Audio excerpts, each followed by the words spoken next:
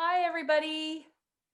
Thanks so much. Sorry Um, we were a bit delayed. We had these little technical things, but that's it. We're ready to go. Thank you so much for coming.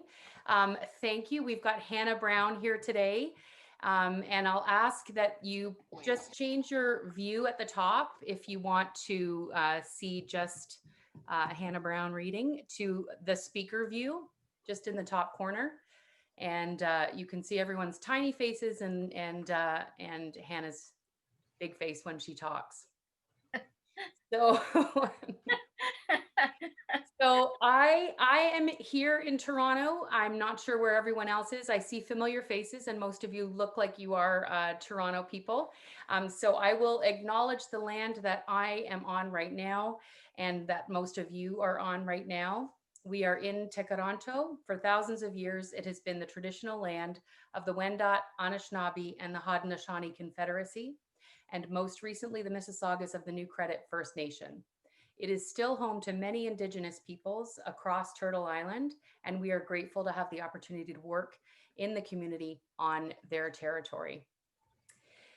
I am so thankful to have you here today, Hannah.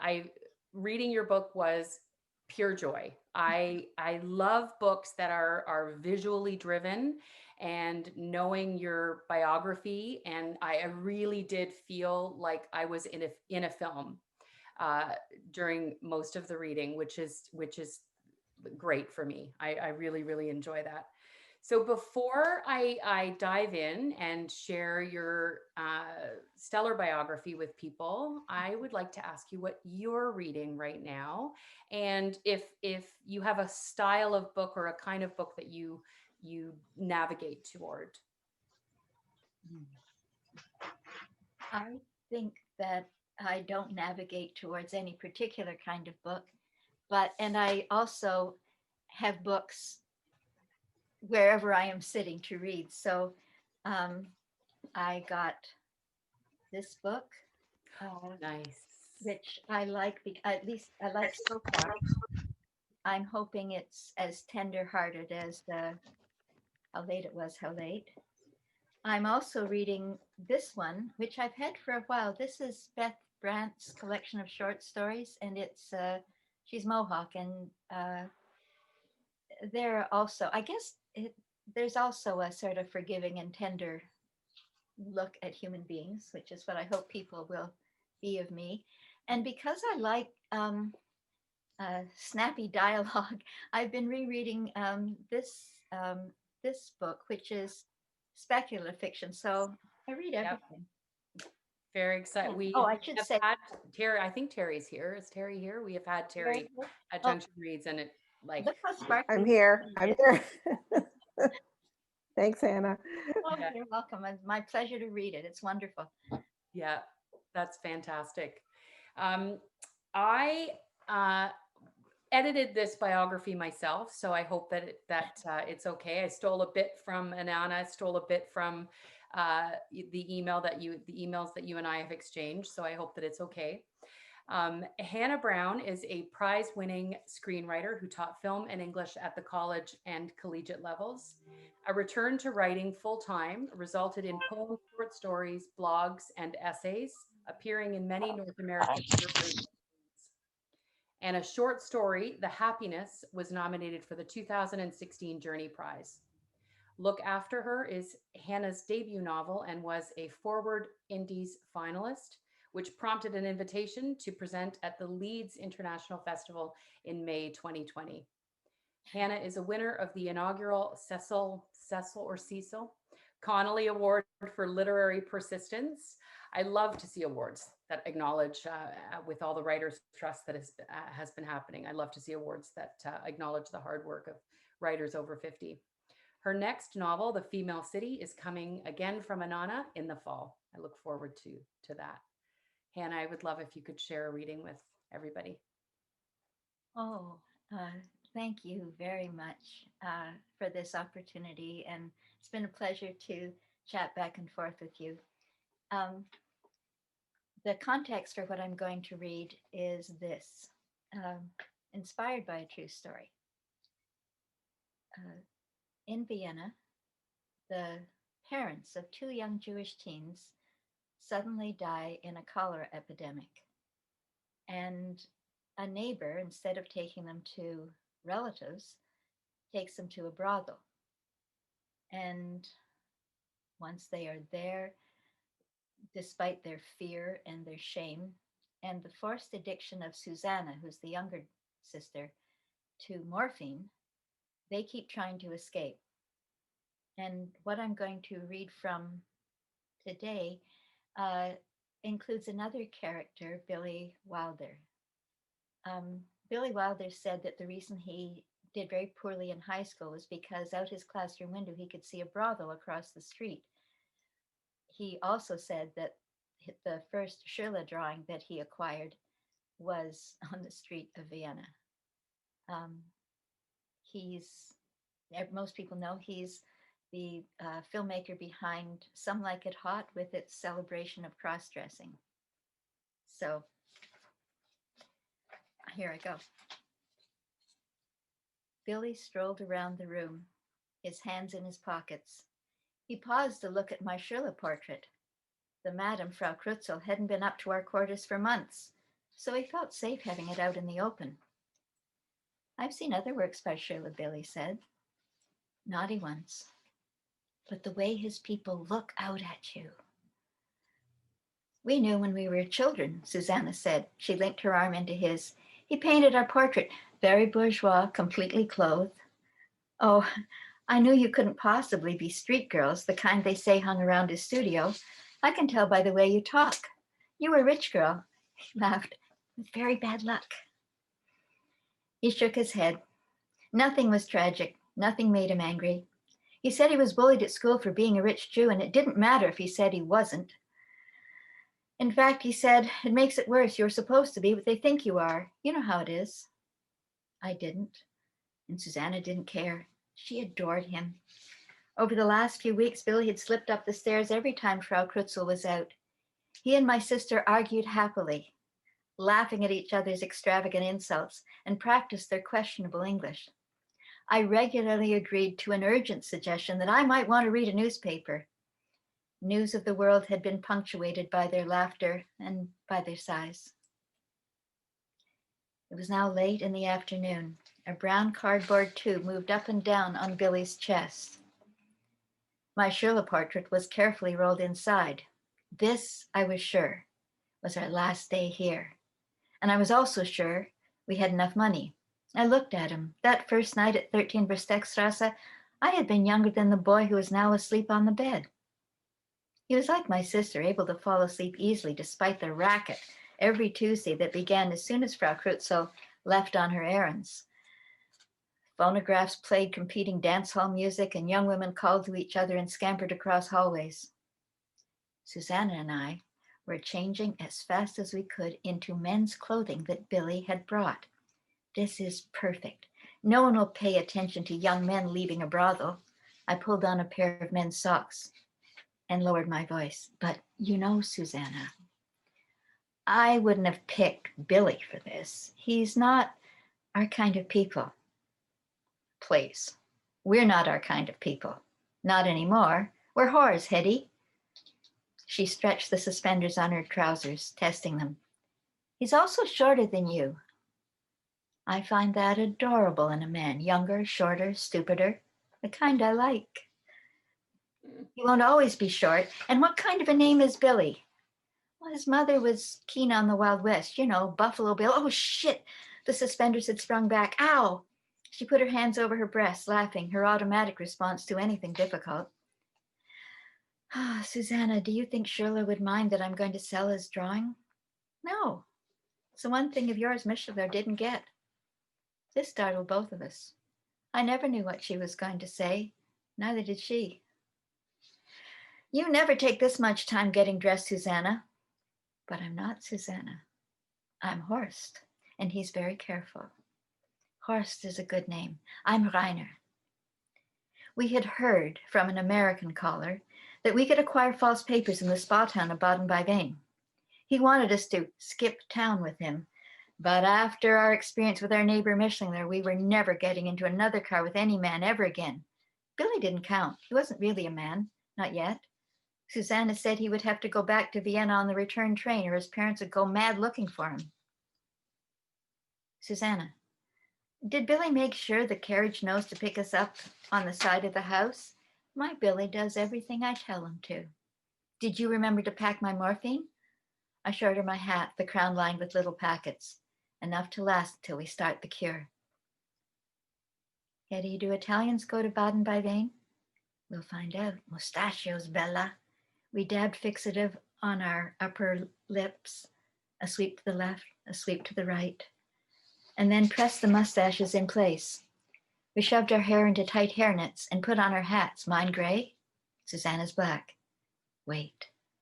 I put a rolled up stocking down the front of Susanna's trousers and its mate down the front of my own. We both turned at the same time to get a side view. What's that rustling noise, Hetty? I've got money in my underwear and a very good plan.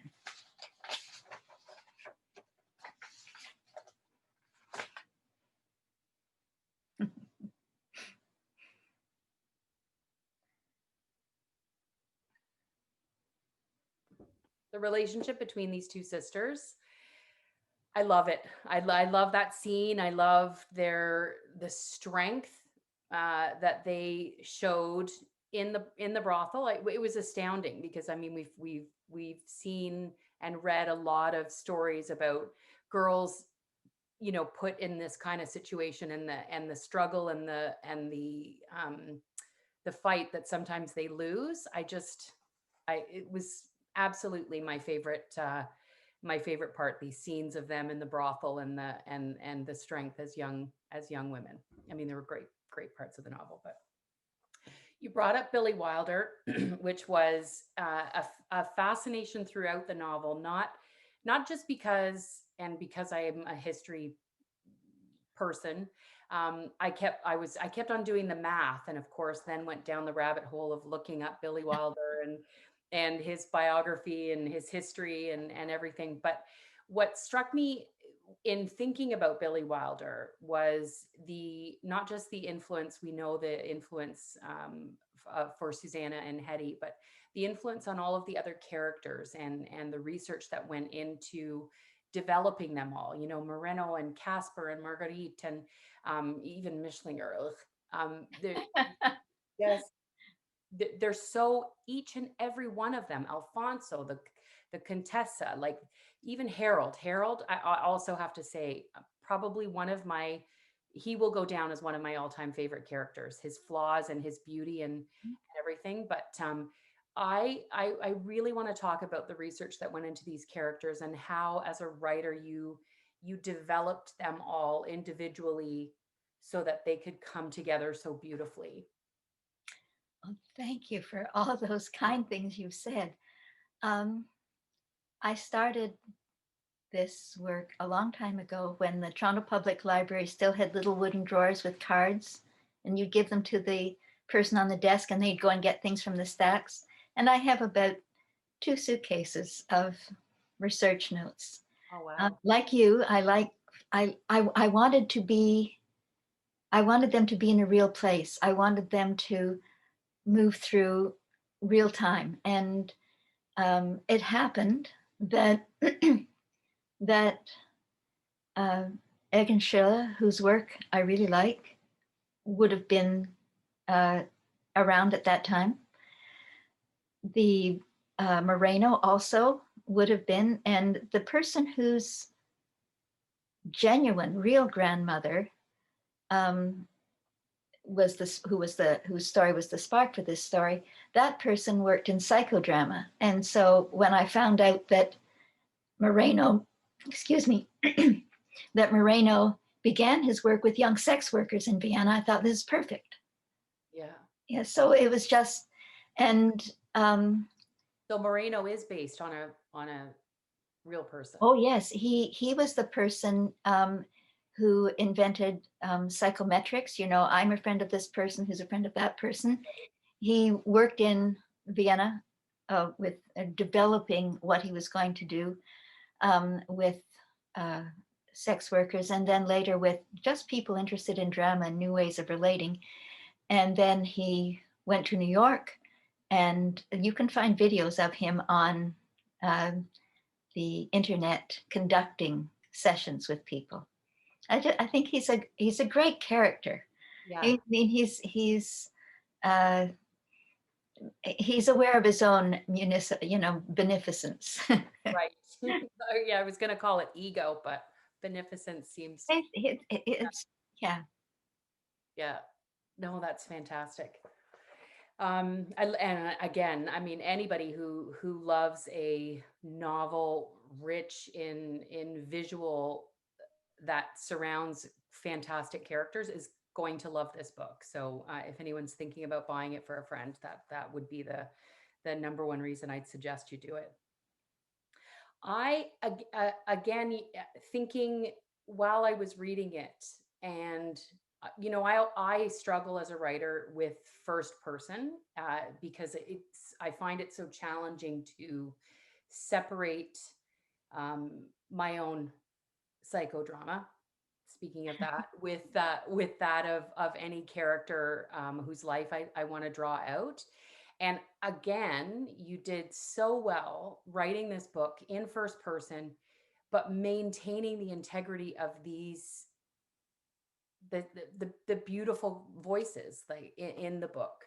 So I wanted to talk about how you approached writing in first person and how you came to choose that as the narrative voice.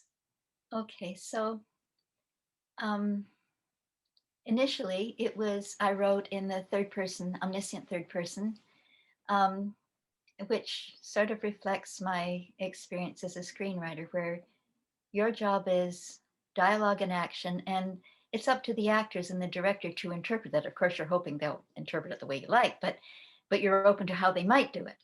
Um, so um, I was getting interesting feedback, and I sent it to my friend Amy Jo Cooper, who's now an appellate court lawyer in Los Angeles, but was the first writer on Degrassi and a novelist. And she sent me back a note saying, "Why are you withholding?" And I thought, well, because my feelings, my business, Right. but also the screenwriting thing. So then I tried writing in the first person, and it was sometimes devastating. I'd walk around the house in tears or laughing like a loon because I was feeling what they were feeling. Right. And I think, Grace Paley says that you don't write about somebody, you write for them, you write on their behalf. Mhm. And I really like Hetty and Susanna. Um, they aren't as self-aware as they should be. um, but I really like them. And so when I was writing them speaking in as the first person, as the narrators, I could feel who they were. Yeah. And it's funny because they at times, of course, they grow into their self-awareness, but I love how well they know each other. Mhm. And not just the ticks and the assumptions of what they're going to say or do next, but there's a real sense of no like that knowing bond that I love. And again, it's just sisters drawn so beautifully by you in this novel. Thank you. It's older sister and younger sister, older sibling and younger sibling too, and that's a dynamic that many of us know. Yeah, well, I have three older sisters, so I've only got one perspective as the younger sister, and maybe that is why I liked Susanna so much. Oh, Suzanne is great. She's She is she so good. and so bad. Yes, exactly. That I was thinking throughout the book. I was like, I would definitely be the one who had that like quiet big mouth, and I would have definitely been the one who sucked up to um, the what's her name? How did you pronounce it? Krutzel. Krutzel? Frau Krutzel. Hmm. Yeah. Yeah. It's so if anyone has any questions, I just have a couple of more, but if you have any questions, just put them into the chat and Kaylee will come in with them on your behalf. That's Kaylee up there in the burgundy sweater.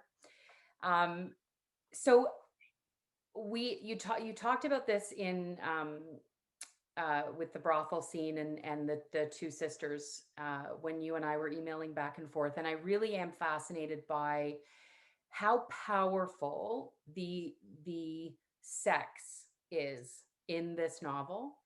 And I'm not talking just about the instances in the brothel and the individual experiences that Susanna and Hetty have with those um, relationships, I guess. And I'm only saying relationships because of Hetty's complicated relationship with people. I'm not at all considering them valid relationships. But then in the relationship that Hetty has with Harold and Susanna has with Alfonso, the sex in this novel is so fantastic and yet almost non-existent. Like it's not dwelled upon. We don't really see it. We don't really hear it. We don't really um, we're not really a part of it, and yet throughout the novel I could feel it. Whether it was the love sex that we get towards the end, or the sex that we get at the beginning, I really could feel it viscerally. And I wanted to talk about how you approached drawing those scenes, like really really getting into them. I I would say that I drew upon my own experience. I also I didn't want it to be prurient, and I didn't want it to be mechanical. I didn't want a description of um, what actually happened physically, Yeah. but I wanted the feeling of what happened physically to be there. And, you know, Mischlinger is the awful neighbor who transports the two girls to the brothel for his use. And way back, um, I had to figure out, okay, what would his role be in society? He had to be powerful, but he had to be kind of not easily connected. And so I thought, okay, I'll make this sexual predator a person who owns a lot of hotels. And we are thankfully free of somebody who owns a lot of hotels these days. Yeah, yes. Well, hopefully. I mean, but we won't talk about that. Who cares about that guy? Um, eh, that's sorry, I didn't mean to cut you off. Yeah. Okay. And that you're going to be amazed. I think for any of you who haven't been lucky enough to read the book yet, the humor in this book. There are lines that um, surprised me, comforted me, and one line at the end, spoken by Casper, a fantastic character. Again, he and Marguerite or Margareta are so great.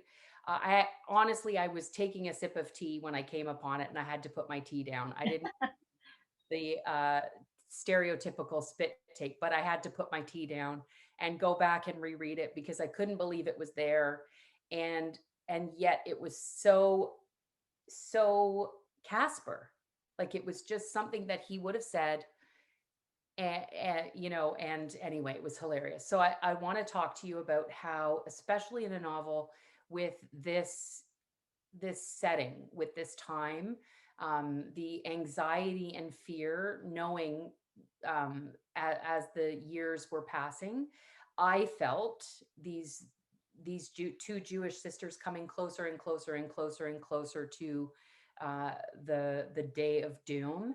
And so I wanted to know how you did that, how you put so much fantastic humor into a novel that really is a kind of, ascending or descending novel towards the worst potential days of their lives.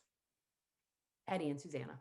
I mean, I have an idea that if you have to explain humor, it's not going to be funny anymore.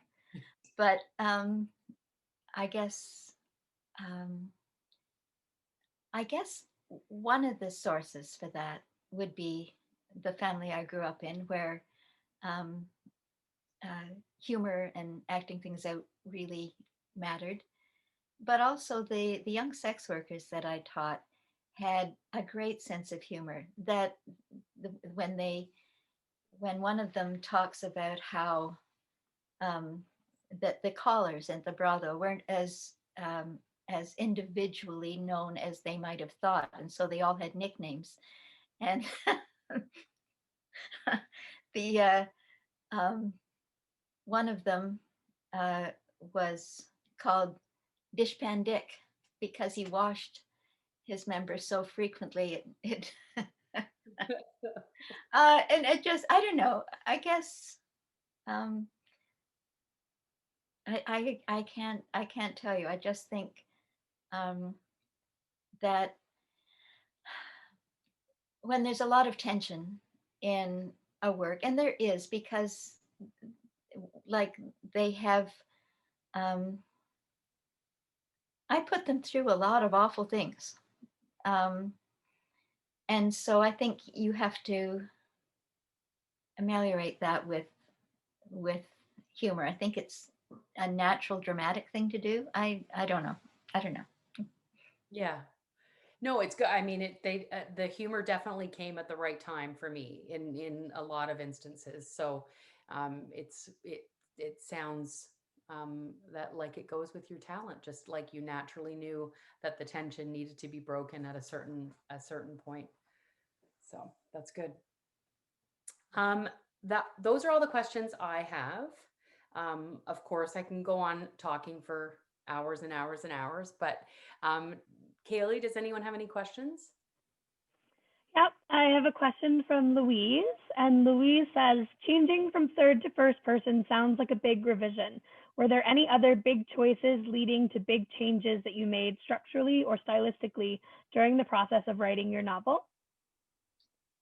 Um, no, and I mean the novel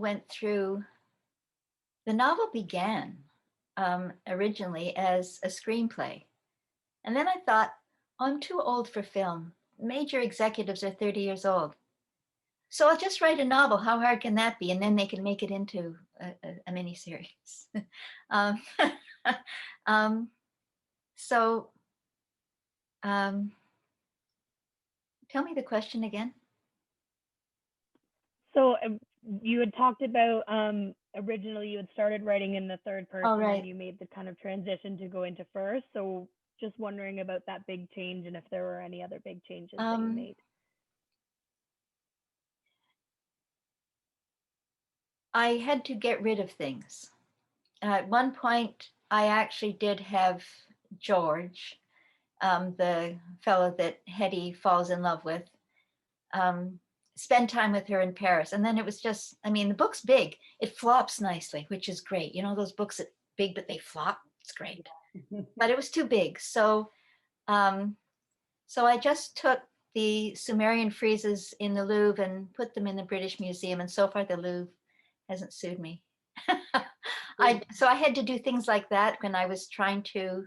I had to not spend time with some characters that I really liked, um, um, and just eliminate them. But I think that's part of any kind of writing where you have to allow a minor character to be vivid and accessible, but you also have to let them um, play their role and then leave. I'm not sure I'm answering your question. Yeah. One of the things I did was at one point, because I wasn't sure if the tension was sort of falling off, is I asked my old principal if I could go in and March break and use an empty double room. And I had all the scenes on cards and I stuck them on the cupboards around the room, and I walked around and I looked to see where were the points of, oh my God, how are they going to get out of this? um, and that was something I did. I'm very physical. Yeah. I loved that when you shared that in an email. I thought, wow, what a fantastic idea. I mean, it's a lot of work to go into to revise with that kind of map on a wall, but I love that idea. And man, wouldn't it be amazing if every writer had a giant classroom that they could post things up. Yeah, I loved that about George. The I thought, um, I mean, the love was so intense when he and Hetty first meet, that I missed him. But then when he came back, I really did feel like I needed to miss him, and that Hetty needed to miss him as a woman coming into her own. And I thought that relationship was Want really to take a whack at it? You can.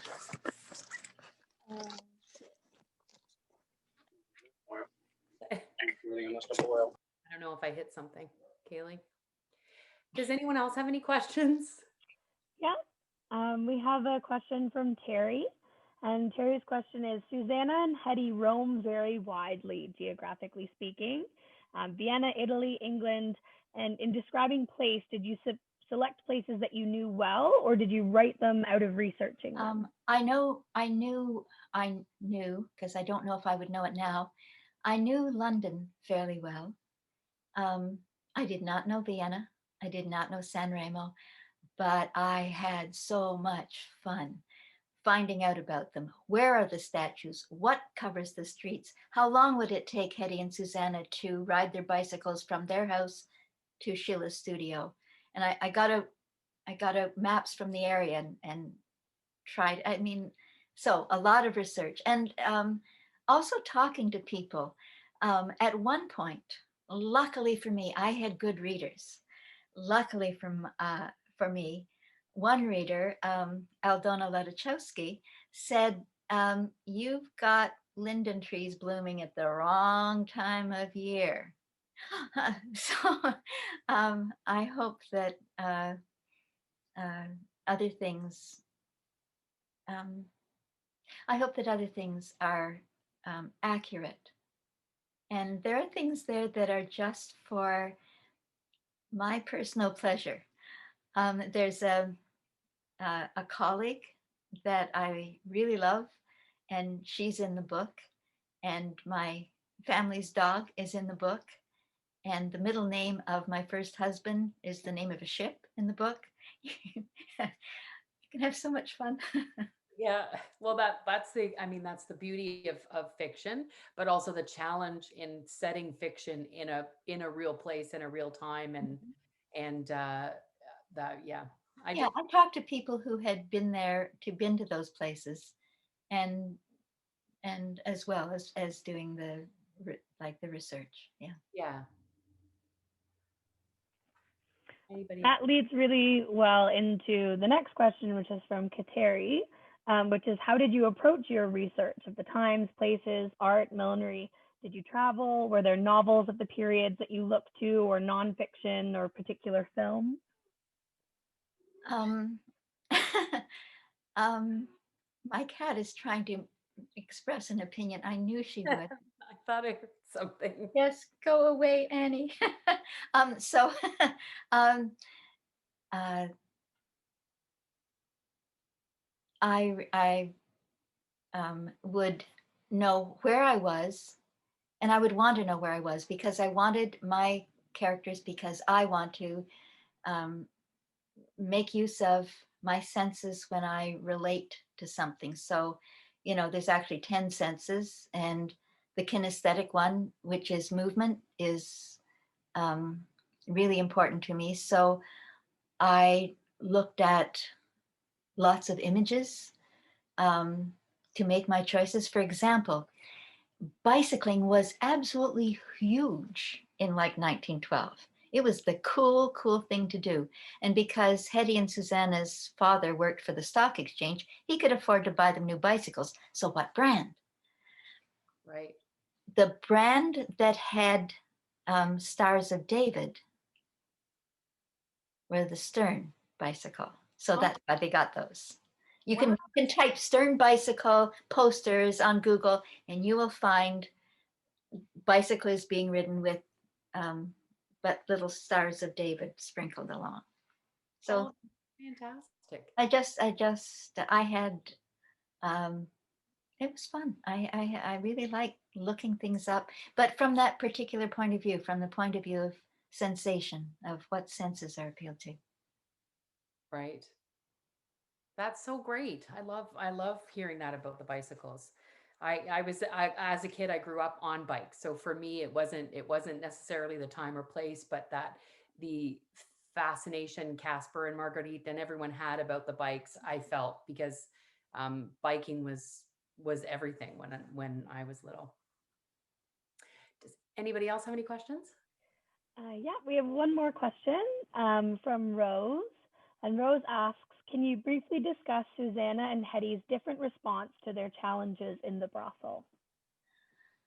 Okay. Um, Hetty is the older sister, and my experience is that the older sibling is more obedient, more willing to do what they're told to do, and younger siblings kind of don't. um, so Hetty um, is assaulted by Mischlinger. She's 14, and it's awful for her.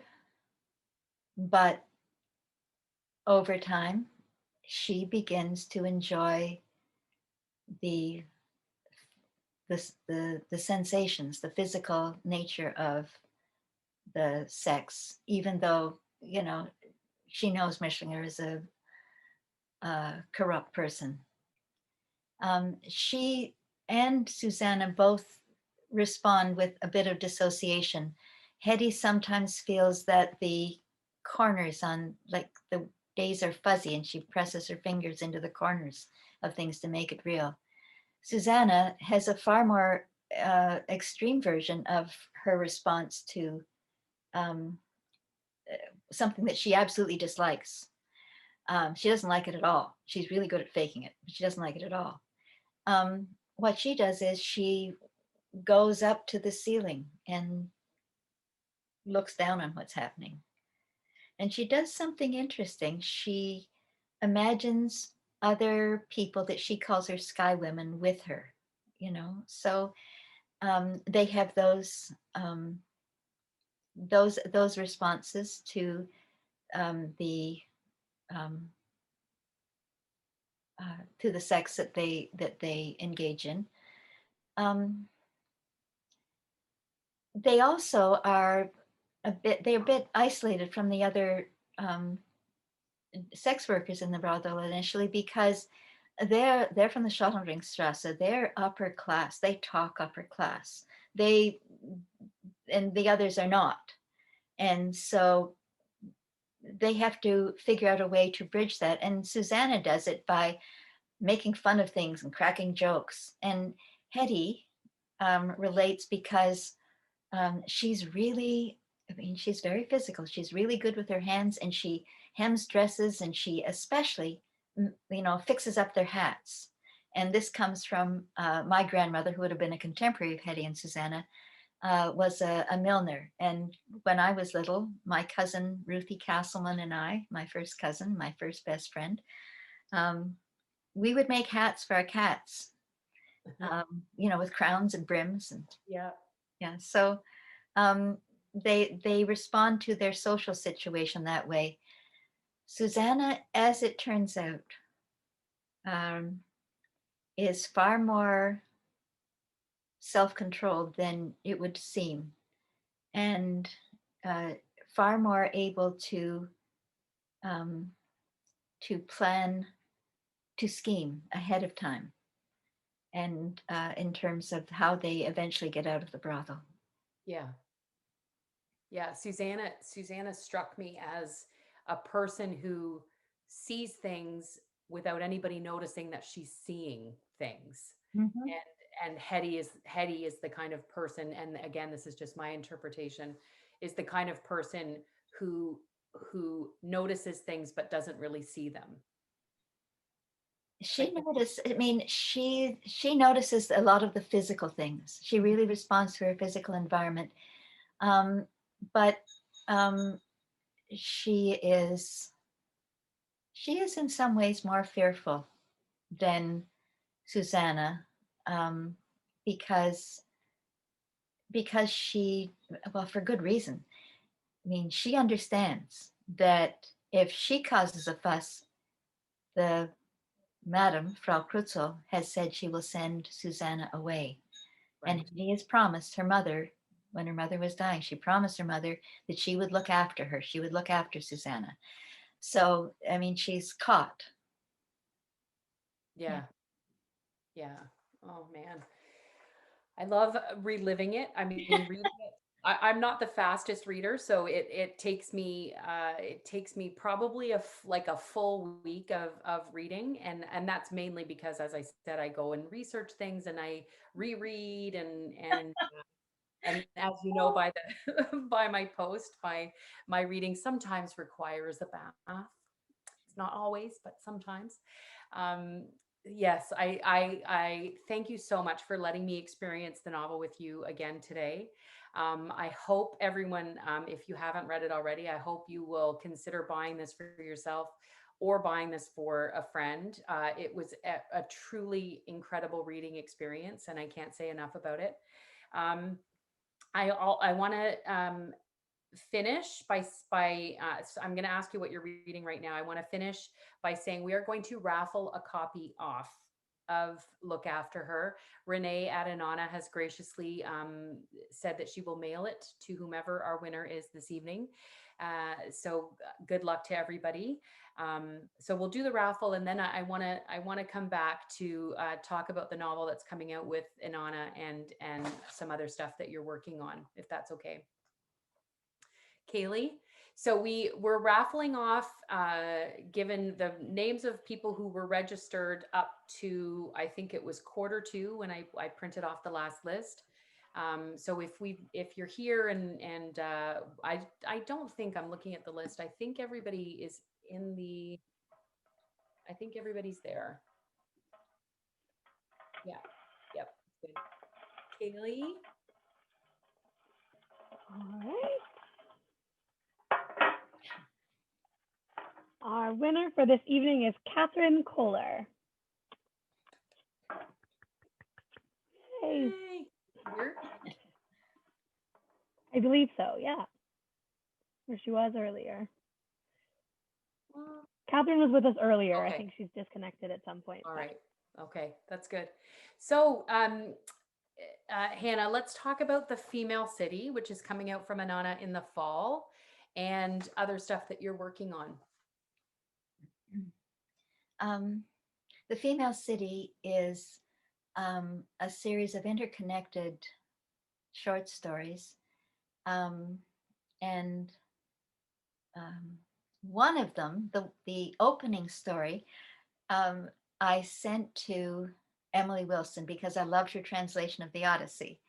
And she decided that she would tell her 18,000 followers on Twitter that if they were looking for companion texts to her work, The Odyssey, they could go to Hamilton, the Broadway play, or my short story On Any Windy Day, and even gave people the link to Superstition Review where it appeared first. Oh, So nice. this Female City is, I mean, it's my city. Toronto's my city. And I love how we are beside ravines so often. And the stories are basically set around the year 1974, and it follows women as they are interacting and changing. So what happens to Magali in the opening story, the final story, you can see that Magali has changed what she's going to be doing with herself. And it was a pleasure writing that. The other thing that I'm working on is something called My Girl Harry. And the opening pages of that was what I submitted to the Cecil Awards and won. And it's basically about somebody on the spectrum who has a great, vivacious time interacting with the world, but not exactly in socially expected or approved of ways. I really love Harry.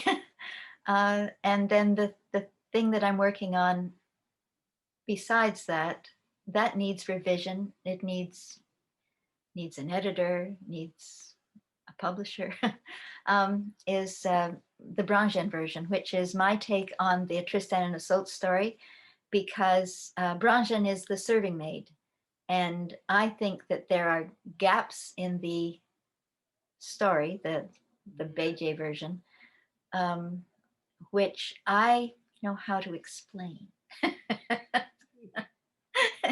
And I'm having a lot of fun with that, because I now know what the popular poison was, for example, that you might want to put on a sword if you really want to do some damage. Right. From research, you'd like that. Oh my gosh, that's fantastic. I want all three of those now to be on my to be read list. That's great. Okay. Well, thank you so much again for joining us today. Thank you to Kaylee, our event coordinator, again, whom without tech support, I don't know if I could pull this off. Thanks to everybody for coming. We've set things up a bit different with Junction Reads, because I feel like these tiny morsels of readings are a bit better for people who are finding themselves on Zoom all day long, all week long. And so we're almost weekly now. Next week, January 31st, I'm sitting with Faye Gunther to talk about her collection of short stories. And then a week after that, I'm sitting to talk with Jess Taylor about her incredible collection of interconnected short stories, Just Pervs, which I read in the summer and honestly spent the whole time going, oh my gosh, I love this so much. But we've got lots of those authors coming this season, and again, almost weekly, if not every 2 weeks. So I hope you'll join us again. And if you can't, please share widely to all your friends that we've got stuff coming up. And thank you so much again, Hannah. Oh, thank you so much. Thank you, Kaylee. Thank you, Allison. I love Junction Reads and now, but I also used to love it when we had them in noisy pubs and bars, and I know. it'll come again. Seems like forever ago. It Yeah. really does. Toronto has so many, there's so much happening. Yes. Yeah. Yeah. And I can't wait to get back to it. That's great. Thank you so much. Good night, everybody. Bye.